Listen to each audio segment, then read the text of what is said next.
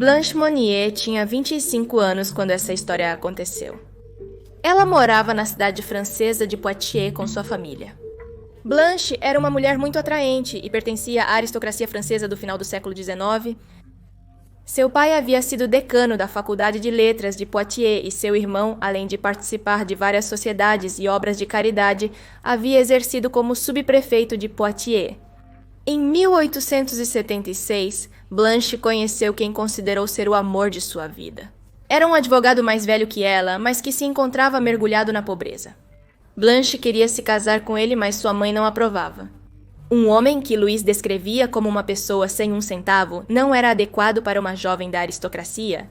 E um dia Blanche desapareceu sem deixar rastros. Seus pais inventaram qualquer tipo de desculpa para se livrar das perguntas dos vizinhos, que evidentemente estavam preocupados com o que estava acontecendo. Não queriam parar os rumores de que ela tinha ido embora e simplesmente com o tempo decidiram deixar que as pessoas esquecessem a existência de sua filha. A jovem simplesmente havia desaparecido. Algum tempo depois, a mãe de Blanche começou a dar explicações àqueles que não paravam de pedi-las, preocupados, obviamente.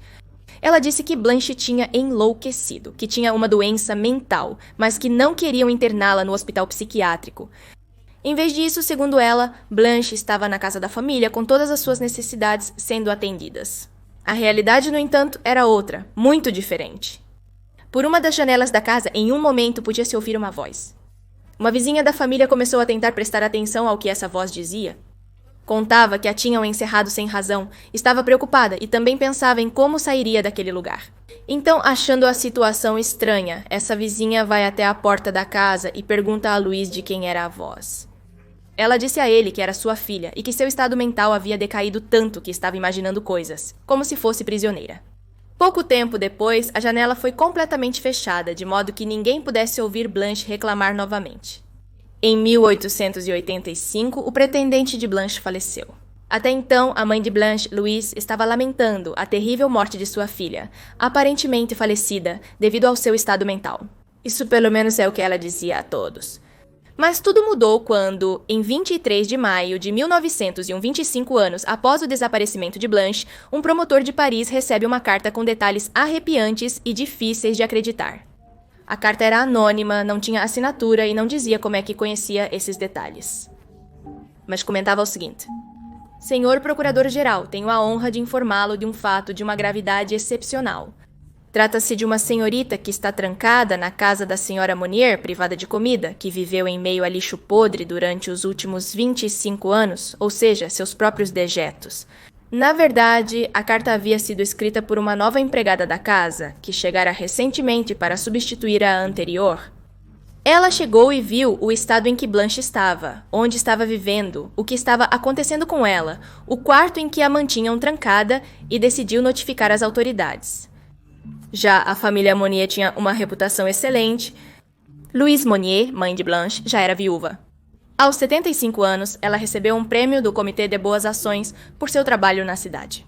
Ao lado da casa da mãe morava o irmão Marcel, também considerado um membro ativo e valioso da sociedade. Cético diante dessa denúncia, o promotor decidiu enviar o comissário central, um homem de sobrenome Boucheton. O homem ficaria responsável por investigar o assunto, que não acreditavam ser verdadeiro. Naquele mesmo dia, às 17 horas, Boucheton e outros investigadores foram à casa dos Monnier, em Poitiers. Embora a princípio não tenham encontrado nada estranho, Louis apresentou várias objeções quando os investigadores quiseram entrar em um quarto localizado no segundo andar, no sótão. Este quarto, aliás, era bastante pequeno. Não era um principal. No entanto, insistindo, eles conseguiram. Assim que a abriram, começaram a perceber um fedor que era tão fétido que Boucheton teve que dar um passo para trás enquanto o cheiro impregnava seu nariz e garganta. O quarto estava muito escuro, com as janelas fechadas, dificultando a percepção do que ocorria em seu interior. Boucheton caminhou até uma janela que dava para a rua com a intenção de abri-la para que o ar circulasse, mas não conseguiu. As janelas e persianas estavam trancadas com correntes e cadeados. Acima delas havia uma cortina que impedia a entrada de qualquer raio de luz. Depois de tentar várias vezes, o comissário conseguiu abrir a janela e finalmente pôde contemplar o que estava dentro do lugar. Em um canto do quarto, sentada em uma cama de palha, havia uma mulher nua, cercada por excrementos, insetos e restos de comida. Essa mulher era Blanche. Boucheton a descreveu como um verdadeiro esqueleto humano. Ela estava tão desnutrida que, segundo as crônicas daquela época, as coxas tinham se reduzido ao tamanho do pulso e pesava apenas 24 quilos. Segundo os depoimentos das testemunhas, quando entraram no quarto, um cheiro pestilento se levantou. Os lençóis estavam grudados no colchão e estavam muito sujos. Lá havia uma massa sem forma. Ela estava lá sequestrada, encolheu-se e recusou-se a mostrar o rosto. Blanche não conseguia se comunicar. Ela passou 25 anos trancada naquele lugar sem ver a luz do sol, comendo restos de comida e sem dialogar com quase ninguém. Tudo isso, evidentemente, deixou fortes sequelas em sua psique. Enquanto tentavam vesti-la para levá-la a um hospital, ela simplesmente não respondia como uma pessoa normal faria, mas apenas gritava. Além disso, durante muito tempo, ninguém ficava muito tempo com ela, então de repente ter tantas pessoas em seu quarto agravou ainda mais o cenário. Durante todo esse tempo, ela só tinha visto sua família e alguns servos. O cabelo de Blanche não havia sido cortado durante todo o seu confinamento, e ela aparentemente nem podia tomar banho. Por isso ela também era conhecida como a verdadeira Rapunzel. Suas unhas não foram cortadas por muito tempo, fazendo suas mãos parecerem garras. As testemunhas detalharam que a mulher vivia no que parecia ser um inferno, cheio de restos de comida, ossos de aves, de curral e de carne. Seu corpo estava coberto por uma crosta formada de sujeira e havia insetos por todos os lados. O abandono era tal que tinha vermes que mediam mais de 4 centímetros de comprimento, piolhos e baratas caminhando no corpo. A umidade do quarto era tanta que havia fungos crescendo em seu interior. Devido ao seu estado físico debilitado, era impossível para ele se levantar. Mas, com a ajuda das pessoas que vieram resgatá-la, Blanche conseguiu descer as escadas e foi levada de ambulância para um centro de saúde. Em seu corpo, além de tudo isso, não havia sinais de feridas ou contusões. As autoridades ordenaram prontamente a detenção dos familiares Louise e Marcel. Descoberto o seu crime e diante dos interrogatórios, a saúde da mãe de Blanche se deteriorou e 9 de junho, às 9h30, ela faleceu após sofrer um ataque cardíaco.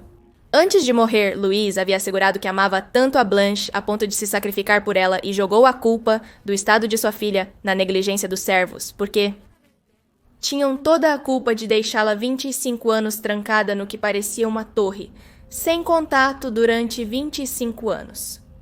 Marcel foi acusado de ser cúmplice do sequestro de sua irmã, embora ele mesmo se defendeu dizendo que desde jovem sua irmã apresentava sinais de alteração cerebral, razão pela qual lhe haviam designado uma tutora. Após a morte desta tutora, ele insistiu em levar sua irmã para um asilo, mas sua mãe o impediu. Ele dizia: "Não se pode me culpar por crime de confinamento forçado." Além disso, não houve crime de sequestro, já que muitas pessoas tiveram acesso ao quarto de Blanche.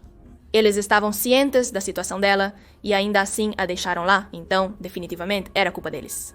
Acima de tudo isso, acredita-se que a jovem havia tentado escapar porque um dos painéis na porta do quarto em que estava trancada parecia ter sido reparado recentemente. Por sua vez, nas paredes do quarto podiam-se ler várias inscrições como liberdade, liberdade ou há um favorito na casa e não sou eu. É muito triste ser obrigado a viver e morrer em uma masmorra. Também foram encontrados desenhos a lápis e a tinta na parede, decorações traçadas com flechas e cruzes que eram emblemas do sofrimento. Algum dia serei livre ou permanecerei encarcerado? Essas perguntas estavam nas paredes do quarto em que Blanche foi trancada, as quais ela havia escrito antes de perder completamente a sanidade. Então, no dia 26 de maio, apenas 3 dias após a libertação, foi publicada em um dos jornais mais conhecidos daquele momento uma nota designando Blanche como a reclusa de Poitiers. A sociedade francesa enlouqueceu com essa notícia. Logo surgiu a teoria de que Blanche foi condenada por se apaixonar por um homem sem fortuna. Por este motivo, para prevenir este relacionamento, a jovem foi trancada em sua prisão, onde logo perdeu a sanidade. O julgamento de Blanche por sequestro e encarceramento iniciou no outubro seguinte, com diversos testemunhos. Apenas na instrução prévia, o juiz havia recebido 160 depoimentos de pessoas que tinham relação com a família Monnier. Houve vizinhos que contaram os gritos que vinham da mansão, e outros descreveram Blanche antes de seu encarceramento. Ela era doce, amável, fina, alta e nunca tinha feito nenhuma excentricidade, dizia uma das pessoas que a haviam visto. Vários empregados da casa garantiam ter ordens diretas para não abrir a janela do quarto. Diante da insistência do por que não haviam feito a denúncia, se sabiam de tudo isso, todos se desculpavam com o medo que sentiam de perder o emprego. Inclusive, uma ex-empregada garantiu que a loucura de Blanche se devia a um desespero de amor. Os médicos que examinaram Blanche e depuseram no julgamento tinham visões bem diferentes sobre a condição dela. Enquanto alguns a consideravam completamente louca e afirmavam que sua loucura remontava aos seus primeiros anos de puberdade, outros, em contrapartida, garantiam que ela não só era sã, mas também era cuidadosa e reservada. Durante o processo judicial, o advogado de defesa de Marcel o representou como um ingênuo e um completo idiota. Isso poderia ser uma estratégia para isentá-lo de culpa. Por sua vez, também alegou que Blanche não foi vítima de violência ou maus-tratos. Ele dizia que não havia nem mesmo confinamento no sentido legal da palavra, porque se trata de se o ato de fechar uma porta atrás de alguém que não tem a intenção de sair estabelece o ato constitutivo de crime chamado violência ou assalto. Vocês podem me dizer o que quiserem ou abaixo nos comentários, mas a verdade é que me parece a pior desculpa de todas. Durante o julgamento, a mãe falecida de Blanche foi considerada culpada por seu sequestro e confinamento, mas Marcel também foi considerado cúmplice. Apesar de poder ser verdade que ele tentou levá-la a um asilo, diante da negação de sua mãe, ele aceitou a situação e até mesmo ia visitar sua irmã no quarto onde ela havia sido trancada. Ele estava ciente de tudo o que estava acontecendo e ainda assim não fez nada, ainda mais depois de tê-la visto naquele estado cheio de resíduos ao redor, ainda assim não voltou a reclamar. Marcel então foi condenado a 15 meses de prisão.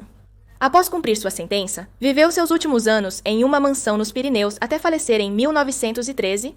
Blanche foi enviada para um hospital psiquiátrico depois de tudo isso.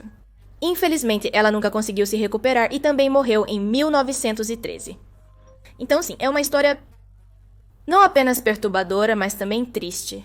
Muito triste porque desde o início a família a trancou. Independentemente de se ela realmente tinha algum problema mental para tratar, eles ainda a trancaram. E não só isso, mas não é que a porta estava aberta e ela podia ir quando quisesse. Não, eles tinham as janelas fechadas. Eles fizeram isso de propósito para que ninguém a ouvisse falar. Ela estava no último andar, em uma parte afastada, em um quarto pequeno sobre uma cama de palha. Eles nem mesmo a banhavam. Isso claramente pode ser por causa de julgar as pessoas na aristocracia, de que se você tivesse uma pessoa que estava mentalmente doente, era quase um crime, era uma coisa horrível para eles. Pode ser, mas não muda o fato de que foi um ato desumanizante com um final ruim para todos. E aí, o que acharam dessa história? Vocês conheciam algum caso como este? Vocês já viram algo similar? Deixem-me saber nos comentários e sem mais delongas, aqui estão meus Patreons e os membros do canal. Obrigada por me apoiarem através dessas plataformas. Então aqui está um novo vídeo, aqui está um vídeo recomendado. Inscreva-se clicando no meu rosto. Até o próximo vídeo. Adeus.